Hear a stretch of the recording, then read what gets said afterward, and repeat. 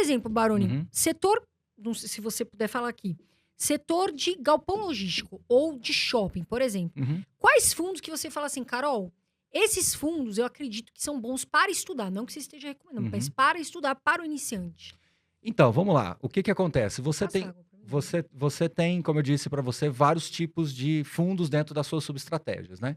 Então, hoje, por exemplo, você pega um fundo da 20, você pega um fundo da XP, você pega o fundo do MOL, você pega o fundo da HSI. São fundos que têm portfólios robustos, mas um pouco diferente. Um está mais exposto a São Paulo, outro está mais diversificado geograficamente. Um tem uma estrutura da Rede também, que é o HGBS, que é um fundo bastante antigo também. Então você tem aí XP Malls, VISC, MOL 11, você tem o HGBS, VISC e o HS Malls, tá? Então você tem esses 5 aí. Como é que o investidor deve escolher aí? Qual que é a minha sugestão? Muito simples isso daí. Intuitivamente, abra os 5 relatórios. Esses são os 5 maiores fundos de shoppings do Brasil. Aí você vai ver qual daqueles que te interessa num primeiro momento, assim, poxa, eu li cada um dos relatórios. Deixa eu anotar o que eu gostei de cada um deles. Intuitivamente, é trabalho de iniciante mesmo. Deixa eu anotar aqui, né? Deixa eu olhar aqui a estrutura de vacância, qual que tem uma vacância mais controlada.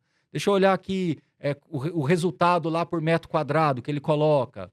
Então, quando você faz esse trabalho inicial e cria uma tabelinha comparativa, já te ajuda demais. Vamos esquecer um pouquinho, Carol, e vamos falar de carros. Esquece fundo imobiliário.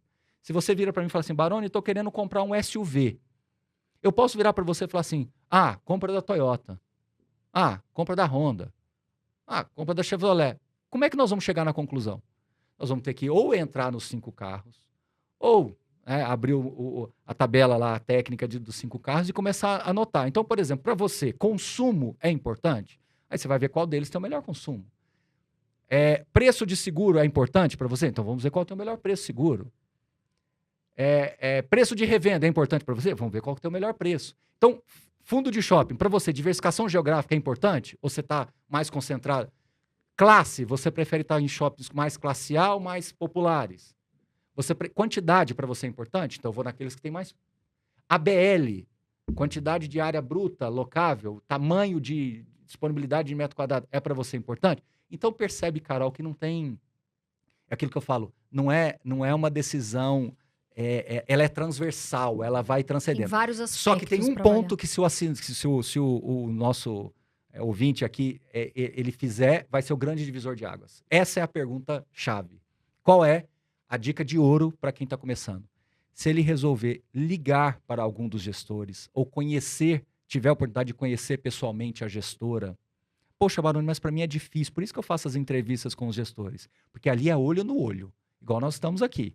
O Sim. jogo é jogado, lambaria é pescado. Não tem jeito aqui agora. É. Por isso que eu levo o gestor lá. E eu vou entrevistando, vou dando corda, porque ali você está conhecendo a essência dele. Ali você pega ele na mentira, né, Baroni? Ali pega. Se tiver uma Ali coisinha pega. Ali escondida... você vê quando ele está inseguro. Ali você pega quando ele não está muito assim, fiel à estratégia que ele se propõe a fazer.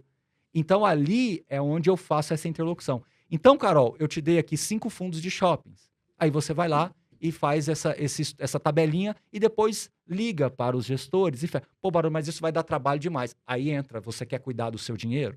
Sim, com Esse certeza. é o ponto. Por isso que o Brasil construiu-se muito tempo investindo só em renda fixa, porque a única pergunta que eu fazia é quanto está pagando e quando vence. Agora o seu rol de perguntas vai ter que aumentar. O que nós fazemos aqui, que a gente produz conteúdo e faz esse trabalho todo, é de acelerar esse processo, facilitar e criar essa interlocução. Por isso que é um trabalho diário, noite e dia, dia e noite. E de logística a mesma coisa, Carol. Você pega lá Bresco, VBI, você pega o fundo da XP também, você pega o HGLG, que é um fundo também que tem um histórico gigantesco, o fundo da própria 20 também tem um histórico gigantesco. Mesma coisa. Quero ter mais diversificação geográfica, quero galpões maior do BTG. Mais também bem localizados, né? Então, em praças mais próximos do centro do centro de São Paulo, por exemplo, onde eu tenho mais atratividade. Eu quero mais empresas focadas em e-commerce, porque eu acho que o e-commerce está indo para lá. Então, meus amigos que estão nos ouvindo aí, o mais gostoso de tudo isso é que quando você coloca isso para dentro da sua vida, você percebe que você não precisa ser especialista, Sim. mas você precisa subir alguns degraus. Porque senão a gente não fica na mesma página. Exato. Aí vou voltar na sua primeira pergunta. Por que eu gosto de falar de uma maneira mais simples, mais objetiva, menos técnica que agora? Porque as pessoas precisam exatamente dessa informação. Sim. Mas se você não quiser fazer nem isso, aí entra numa derivada que eu acho que assim, funciona, mas tem que ter um sinalzinho de alerta, que é seguir uma carteira recomendada. Eu acho que uma carteira recomendada ela foi feita para ser uma bússola. Para que lado que você está olhando? Aí você se pauta nessa bússola. É igual o fundo de CRI. Você me falou de shopping, mas eu vou falar de fundo de CRI. Tem fundo de CRI que tem um perfil de mais qualidade de crédito. Você olha lá os nomezinhos dos devedores, são empresas mais de primeira linha.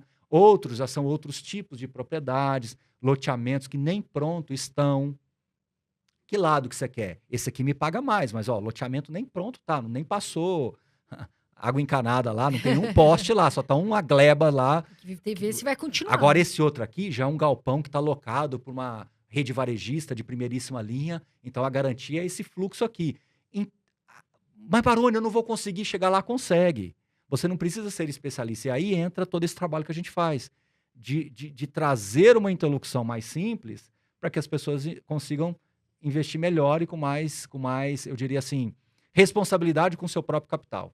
Sim. Entendeu? O Baroni, quando a gente fala de fundos super diversificados, tanto geograficamente quanto até pelo número de ativos, a gente chega também na questão de fundos imobiliários que são os famosos monoativos, né? Que são, por exemplo, um fundo de galpão logístico que tem apenas um galpão, ou seja, um inquilino. Você gosta desse tipo de fundo e quais são os riscos envolvidos no monoativo? Pergunta sua é bem interessante porque eu vou ser muito contundente na resposta. Então, já vou avisando o pessoal, já dá o disclosure, que eu vou falar de um tom um pouco diferente do que vocês estão acostumados a me ver. Fundo monoativo, ou ele dá muita sorte ou ele dá um azar terrível. Ele é binário, ou ele vai dar muito certo ou ele vai dar errado. Todos que eu conheci, ou eles deram muito certo ou eles deram muito errado. Ou seja, iniciantes, eu acho que não é por aí que é o caminho. O Tem fundo, que ver se é porque o fundo multimóveis é mais fácil, porque vai ter mais inquilino muito provavelmente. É porque, Tem o menos fundo, risco, né? é porque o fundo monativo foi o nascimento da nossa indústria de fundos imobiliários. Porque não tinha como você nascer com um fundo com 1 bilhão comprando um monte de imóveis. Você mal comprava um prédio, uma fração do prédio, e locava para um banco, locava para uma empresa, um hospital, só que é binário ali. Ou ele dá certo ou errado. Agora eu vou falar coisa mais... Agora é um pouquinho... Vocês talvez não vão conseguir entender isso agora, mas se vocês forem pesquisar, vocês vão concluir exatamente isso que eu falei. Olha que bonito isso aqui, hein? Coloca aspas aí, falar pro pessoal dele. Seja lá qual for o destino de um fundo monoativo, tanto de sucesso quanto de fracasso, ele termina no ostracismo. Ou seja, a liquidez some, a quantidade de cotistas para de crescer. Por quê? Que quando ele dá muito certo, é um raciocínio óbvio. Fica caro. Quando ele dá muito certo, ele fica caro, o cara não quer vender, porque é um bom investimento. Às vezes meu preço médio está lá embaixo, se eu for vender eu vou pagar um horror de imposto de renda, tá caindo a minha rendazinha ali, bonitinho, todo mês caindo a minha renda, caindo que eu digo na conta, né? Caindo ali na conta, para que eu vou vender? Um baita no investimento. E quando ele dá muito errado, é o contrário. Agora que eu não vendo esse negócio de pirraça, não vou vender esse negócio. Não, ele não vende. Por quê? Porque ele às vezes comprou essa cota a 80, a 100, a cota tá 20. O cara não vai de birra, ele não rasgar vende, o dinheiro. ele não vai rasgar o dinheiro e falar agora também não vende e fica com esse negócio. Exatamente. Então não há vencedores nesse tipo de mercado. E agora a gente está vendo um movimento de consolidação, esses fundos recebendo propostas, unindo com outro. Tudo faz parte da história. Vai chegar um momento, talvez a gente vai estar fazendo esse novo podcast daqui a alguns bons anos. Se o André me perguntar de novo isso, André, a resposta vai ser assim, sabe aquelas microcaps das ações? Sim. Porque tem as small caps e as microcaps. Sim. Soma, né, um pouquinho. Vai ter o microfi. Tá. Vai ter fundo aqui de 15, 20 bilhões de reais e vai ter um fundinho lá de 100 milhões. Que tem lá, nem liquidez tem, lá 3 mil cotistas. Um dos fundos teve muito sucesso no Brasil, o Pátio Higienópolis. Poxa, extraordinário, um case fantástico. Foi um dos primeiros fundos no Brasil. Posso estar enganado, mas de cabeça aqui ele não deve ter 4 mil cotistas, num universo de 1,5 milhão. Por quê? Porque quem tá lá fala, cara, pra mim isso aqui é uma beleza, tá ótimo. Aluguel garantido. Aluguel, eu comprei esse negócio quando tava 200, quando tava 300, hoje a cota tem lá 700, 800 reais, nem sei quanto tá hoje. Mas assim, cara, eu não vou vender, porque se eu for pagar 500 reais aqui, vai me dar um ganho de capital de 100 reais por cota. Vai pagar um baita imposto. Vai pagar um negócio maluco aqui, eu não vou fazer isso. Então, deixa quieto aí. A liquidez some, você não consegue trocar. posição. Nem para um lado, nem para o outro.